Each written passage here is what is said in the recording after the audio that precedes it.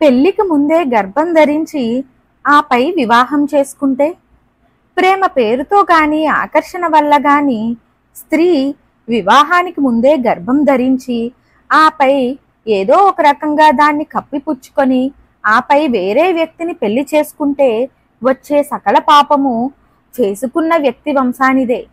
ఇంటికి వచ్చే కోడలి విషయంలో కూడా పుణ్యమే తగు కన్యని నిర్ణయిస్తుంది.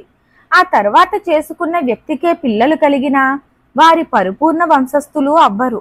అట్టి స్త్రీ దోష పరిహారార్థం ఓ మాసం పాటు ఒంటిపూట భోజనంతో మహాశివుణ్ణి ఆరాధిస్తూ తన తప్పును క్షమించమని పదే పదే భగవంతుణ్ణి కోరుకుంటే ఆ స్త్రీకి దోషం పోతుంది.